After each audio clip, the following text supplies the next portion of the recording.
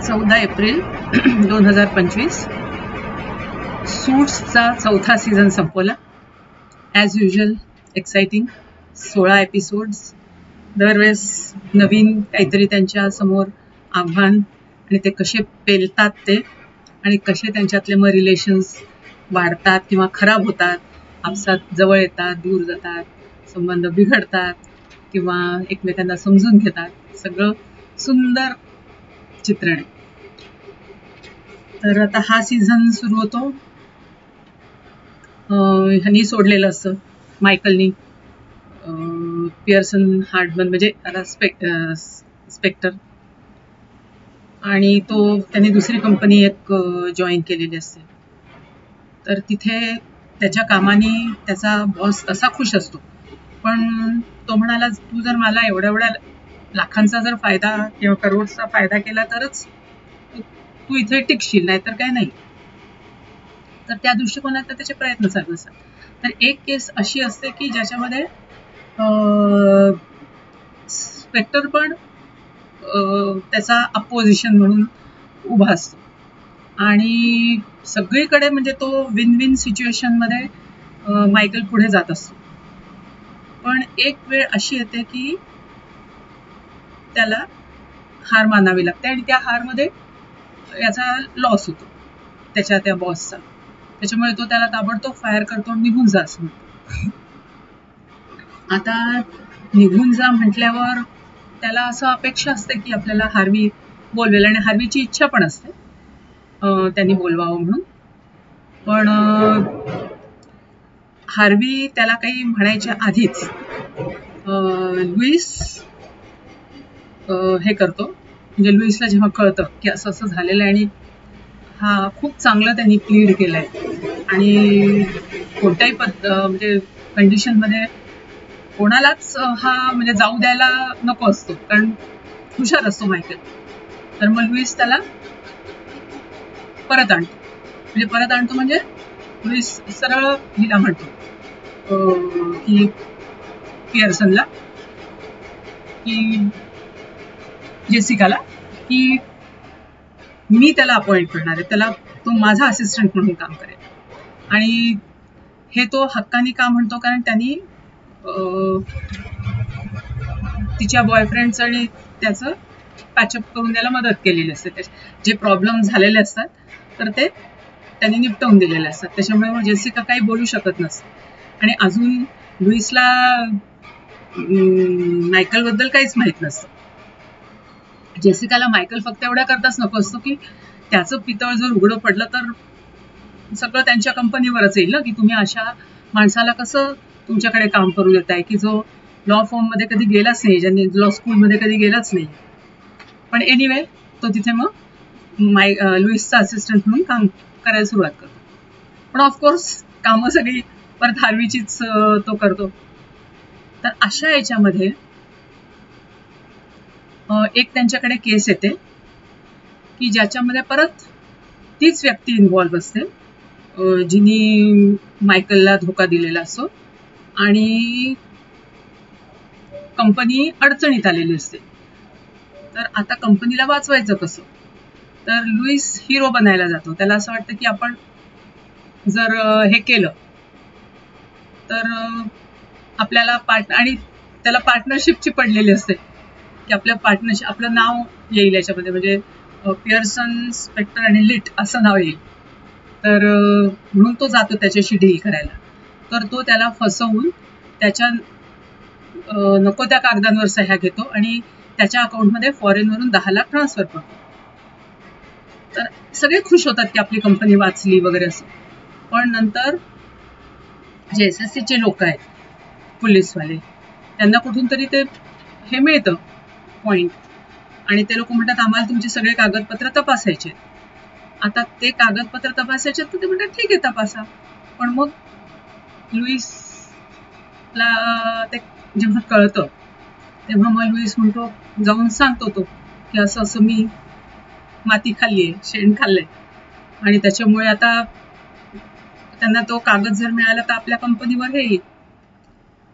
मग कसं तरी करून हार्वी ते सगळे गोष्ट हे करते, म्हणजे लपवतात ते गोष्ट, आणि हा जाऊन लुईस त्याला कुठल्या पाहिजे त्या कागदांवर सही करून येतो. म्हणजे कशा तरी प्रकारे यांची कंपनी वाचते, पण मग जेसिका त्याला रिझाईन करायला सांगते. मग तिला रिझाईन करायला सांगते, तर मग ह्याला पण त्याची असिस्टंट जी असते कॅथरीना, तर तिला पण सोडायला सांगते. पण मग लुईसला वाईट वाटतं ना. मग पण आता लुईसने आपल्याकरता मायकल करता इतकं केलं म्हणून मायकल त्याचं सामान त्याच्या घरी म्हणजे पोचवायला जातो. तर त्याच्यामध्ये एक फोटो, काही हे, आणि एक मोठी अशी किल्ली पण असते. तर ती किल्ली ऍक्च्युली जे लोक हार्वर्ड मधून लॉ पास झालेले असतात, तर त्यांना जे स्पेशल स्टुडंट्स असतात त्यांना इतक्या टक्क्याच्या वर मार्क मिळाले तर त्यांना असे 3 गिफ्ट्स मिळत असतात. तर त्याच्यातली एक गिफ्ट म्हणजे किल्ली असते. तर आता मायकल तर कधी गेलाच नसतो लॉ स्कूलमध्ये, तर तो जेव्हा तो माती खातो तिथे जाऊन ह्याला लुईसला म्हणतो की मी तुला सामान दिलं, मी थोडा वेळ बसू का इथे. म्हणतो नको, माझा मूड खराब आहे आणि काही नाही. तर तो फक्त म्हणतो की ही किल्ली कशाची आहे. तर मायकलला आपलं लुईसला पुन्हा स्ट्राईक होते, कारण पहिल्यांदा त्याला त्याच्यावर शंका आलीच असते, पण त्याच्या दोना आणि हे लोक सगळे पाणी फिरवून त्याच्या म्हणजे क्लिअर करून टाकत असतात. पण मग पुन्हा याने जेव्हा किल्लीचं विचारलं तेव्हा परत त्याची ट्यूब पेटते की ह्याला जर एवढे चांगले मार्क्स आहेत, एवढ्या चांगल्या मार्काने हार्वर्ड मधून पास झालाय, तर ह्याला किल्लीबद्दल कसं माहित नाही. मग पुन्हा त्याचा सर तो म्हणतो आता तर मी माझं नाव त्या फॉर्मवर लिहूनच हे करणार. आणि तो येतो आणि जेसिकाला आणि हार्वीला ब्लॅकमेल करतो. ब्लॅकमेल म्हणजे म्हणतो सरळ मी पोलिसात जाईन, सगळ्यांना सांगेन की हा खोटारडा आहे, हा फ्रॉड आहे आणि ह्यांना या लोकांनी अपॉइंट केली, तुम्ही जोपर्यंत माझं नाव हे करत नाही. मग शेवटी म्हणजे त्यांना ऐकावं लागतं की लुईसचं नाव टाकायचं त्याच्यावर, आणि मग त्याच्याकडनं म्हणजे हेच की मग तू आता कोणाला सांगणार नाहीस, आणि लुईसला आम्ही काढणार नाही, लुईसला सॉरी मायकलला आम्ही काढणार नाही. मग मायकल राहतो. मायकलला पण कल्पना म्हणजे येते की ह्याला आता कळलंय. आता इकडे जे जेसिकाचे नाही, रेचलचे जे वडील असतात ते यांचे अपोनंट फर्मचे बॉस असतात, तर त्यांच्याकडे आधी हा लुईसच्या जॉब करता गेला असतो हार्वी, पण ते पण बरेच अशा कंडिशन्स टाकतात की ज्याच्यामध्ये लुईस बसत नाही, मग लुईसचा इन्सल्ट पण करतात ते, आणि मग त्या सगळ्याच्या ह्याच्यातनं हा लुईसला हे मिळून गेलेलं असतं खोलीत हातामध्ये आणायचे. पण मग नंतर रेचलच आपल्या वडिलांकडे शब्द टाकते त्या कॅथरीना करता. मग कॅथरीना तिथे जॉब मिळतो. आता नंतर अजून एक केस येते यांच्याकडे की ज्याच्यामध्ये हार्वर्डचाच एक प्रोफेसर जो असतो जेरार्ड म्हणून, तर तो अडकला असतो. त्यांनी $25,000 ची लाच घेतली असा त्याच्यावर आरोप असतो. तर आधी हार्वी ती केस घेणारच असतो, पण हा खूप इन्सिस्ट करतो मायकल की घेऊया आपण ती केस, आणि मग तो म्हणतो की नाही मी हे म्हणजे पोकरमध्ये मी जिंकलोय वगैरे, पैसे हे कुठून आले म्हणजे तुमच्या अकाउंटमध्ये कुठून सांगणार, तर मी पोकरमध्ये जिंकलोय. पण हे लोक सगळं माहिती काढतात आणि शेवटी हे कळतं त्यांना की एक स्टुडंट जो असाच माईक सारखाच की जो गेलाच नसतो कधी, पण त्याला चांगल्या मार्कांनी पास करून आणि सर्टिफिकेट त्याचं दाखवलं गेलं असतं, तर हे जेरार्डने केलं असतं. तर हे खरं शॉकिंग असतं हार्वी करता. म्हणजे पण मग शेवटी हे लोक प्रूफ करतात की पोकरमध्ये जिंकले वगैरे असं, आणि त्याला म्हणजे तो निघतो त्या आरोपातून. तर ते जे $25,00,000 जे मिळालेले असतात तो स्टुडंटलाही हा भेटलेला असतो, आणि जेरार्डला तेव्हा लक्षात येतं की म्हणे मी प्रत्येक माझ्या हार्वर्डमधल्या लॉ स्कूलमधल्या स्टुडंटना ओळखतो आणि माईक इतका ब्रिलियंट असून सुद्धा मला कसा लक्षात नाही. तर तो हार्वीला इनडायरेक्टली असंच विचारतो की ह्याची पण केस तशीच आहे ना.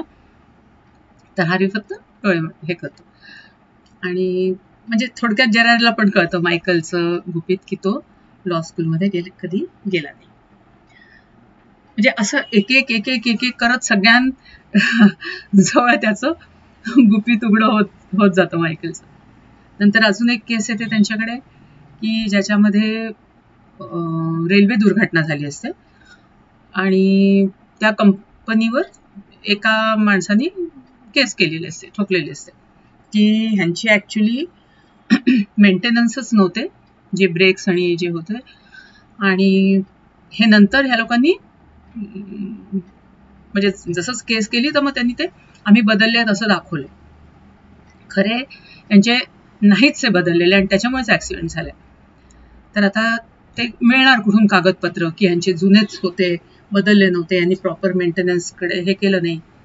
तर हे जेव्हा मायकल बोलत असतो तेव्हा डोना जाऊन त्या ऑफिसमध्ये खोटंच की मी इकडनं आली आहे वगैरे म्हणून आणि ते कागदपत्र घेऊन येते आणि हे लोक केस जिंकतात. म्हणजे केस जिंकतात म्हणजे त्या वकिलाच्या समोर मग ती काहीच बोलू शकत नाही.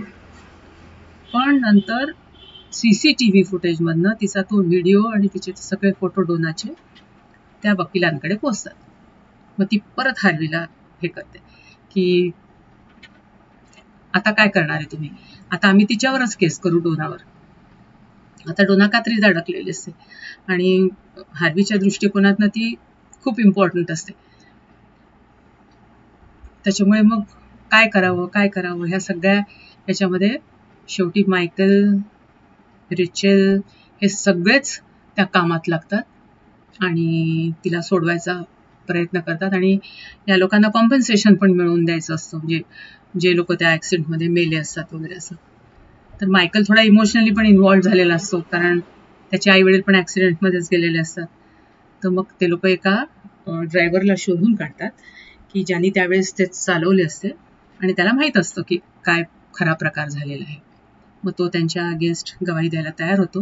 हे जेव्हा तिला कळतं ती म्हणे तू डोनाची केस ओपन केली की हे सगळे कागदपत्र तुला दाखवावेच लागणार ओरिजिनल आणि तुमचंच पितळ उघडं पडेल. मग ते लोक केस मागे घेतात आणि त्या सगळ्यांना कॉम्पन्सेशन द्यायला तयार होतात. म्हणजे अशा प्रकारे सगळे ते केस चालू असतात. आता हे मध्ये पण ह्या सगळ्या याच्यामध्ये हार्वी तर इमोशनली इन्व्हॉल्ड असतोच डोनामध्ये, डोना पण असते. पण ह्या सगळ्या केसेसमध्ये आणि ही अशी डोना पण प्रत्येकाला मदत करायच्या याच्यामध्ये हार्वीला तिच्याकरता भरपूर काही करावं लागलं असतं. तर डोनाला ते जाणवतं पण तिला हे लक्षात येतं की इमोशन्स हार्वी आपले दाखवत नाही, त्याच्यामुळे खरं खोटं काय आहे, तो नक्की आपल्यावर प्रेम करतो का नाही हे माहीत नाही. पण ह्याच्याच उलट लुईस आणि ती जवळ यायला लागतात कारण मध्ये लुईस जेव्हा ह्याला सोडावी लागली असते फर्म तेव्हा तो बोस्टनला गेला असतो शीलाकडे आणि त्याला म्हणजे असं वाटत असतं की कदाचित मला मुलं नकोत असं म्हटल्यावर शीला हो म्हणेल, पण तिथेही त्याला नकारच मिळतो. म्हणजे शीला म्हणते की नाही म्हणे, मी नाही सांगू शकत आणि मला नाही वाटत आपलं पुढे जमेल. त्याच्यामुळे तिथेही तो मार खाऊन आला असतो आणि त्यावेळेस मग डोना खूप त्याला इमोशनली मदत करते आणि त्याला त्याचं स्टेजचं जी भीती असते, म्हणजे तो खूप छान ऍक्टर असतो तर पण स्टेजवर उभं राहायला भीती वाटत असते. मग डोना त्याला त्याच्याकरता पण तयार करते आणि तो आणि डोना एकत्र एक प्ले शेक्सपियरचा करतात. अशा रीतीने म्हणजे ते लोक क्लोज येतात हळूहळू, म्हणजे एकमेकांना ओळखायला लागतात किंवा एकमेकांचे इमोशन समजून घ्यायला लागतात.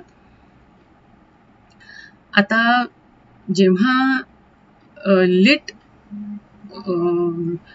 ला कळतं मायकल बद्दल आणि तो म्हणतो की माझं नाव टाक, तर हे जेसिकाच्या बॉयफ्रेंडला मान्य नाही होत. तर तो म्हणतो का तू त्याला म्हणजे पार्टनर बनवलं. तर ती म्हणे की त्याने तुला ब्लॅकमेल केलं का, तर म्हणे हो. तर ती असं त्याला खोटंच सांगते, ती ह्याचं मायकल बद्दल नाही सांगत आणि ती म्हणते की मागे एकदा हार्डमननी काहीतरी हे केले असतात घपले आणि मी ते सगळं सावरलं असतं वगैरे, तर त्या ह्याच्यामध्ये म्हणजे माझं नाव इन्व्हॉल्व्ह झालेलं असतं. तर ते ह्याला कळलं आणि लुईसनी मला ब्लॅकमेल केलं, असं तो खोट सांगतो. तो त्याला बॉयफ्रेंडला ते पटतं आणि मग तो अगदी खुशीत छान मस्त फ्रान्स बीन्स आपण प्लॅन करतो, आपण इकडे जाऊ तिकडे जाऊ. आणि मग लुईसला तो म्हणतो ठीक आहे जेसिकाला. आधी तो म्हणजे लुईसशी बोलत नसतो, पण मग तो जेसिकाला म्हणतो ठीक आहे, मी सगळं विसरून परत त्याच्याशी फ्रेंडशिप करतो. आणि मग तो लुईसला म्हणतो चल आपण पार्टीमध्ये जाऊ. आणि मग ते दोघं पार्टीत जातात आणि ड्रिंक केल्यावर लुईस सगळं खरं बडबड बडबड करतो. मग ह्याला वाईट वाटतं की परत जेसिका माझ्याशी खोटं बोलली, मला काहीच सांगत नाही, विश्वासात घेत नाही. आणि मग तो म्हणतो तिला की तू माझ्याशी कधीच प्रामाणिक राहत नाहीये, कुठं नाही, तर मला नाही वाटत मी परत ऑफिसमध्ये येईन किंवा आपलं संबंध पुढे कंटिन्यू होतील म्हणून असं. आणि जेव्हा ह्याच्यातनं पण डोना पण जेव्हा केसमधून बरी होते, म्हणजे क्लिअर होतं सगळं तिचं, तर मग ती पण येऊन, कारण दोनदा तीनदा लुईसनी तिला सजेस्ट केलं असतं की हा त्याची तो अजून डिस्टर्ब झाला असतो लुईस, कारण त्याची जी असिस्टंट असते नॉर्मा, तिची डेथ झालेली असते. तर ती त्याच्याकरता खूप असते, म्हणजे जरी तो तिला खूप शिव्या देत असतो, त्रास देत असतो, तरी शेवटी ती इतकी वर्ष त्याची असिस्टंट असते. तर त्यांनी एकदा दोनदा इनडायरेक्टली हिला डोनाला सजेस्ट केलं असतं की तू बन ना माझी असिस्टंट किंवा दोघांचंही काम बघ ना असं. तर मग डोना पण हार्वीला म्हणते की तू कधीच स्पष्ट बोलत नाहीस की माझ्याबद्दल काय तुझे इमोशन्स आहेत, तर मला असं वाटतं मी लुईस बरोबरच काम करावं, तर उद्यापासून मी काही तुझे असिस्टंट नाही, मी आता लुईसचे. असे दोन जरा सिरियस गोष्टी याच्या एंडला होतात. आणि तिकडे मात्र ह्या सगळ्या केसेस सॉल्व्ह झाल्यामुळे, रेचलचं पण सगळं व्यवस्थित झाल्यामुळे आणि मायकेलला परत इथे आल्यावर आणि त्याला इम्पॉर्टन्स मिळाल्यामुळे दोघेही खुश असतात, रेचल आणि मायकेल. आणि मग मायकेल प्रपोज करतो तिला की मी तुझ्या वडिलांना भेटून आलोय आणि मला तुझ्याशी लग्न करायचं आहे, करशील का? आणि तो आपल्या आजीची रिंग तिच्या बोटात घालतो आणि सांगतो 60 वर्षापासून माझ्या आजीने ही बोटात घातलेली होती. तर म्हणजे तो त्यांचा हॅपी एंड दाखवलाय. पण इथे मात्र हार्वी आणि जेसिका यांचं जरा थोडासा ट्रॅजिक एंड. आता बघू पुढच्या सीझनमध्ये काय परत होतंय पुढे, कुठे जाते गाडी त्यांची सूट्सची.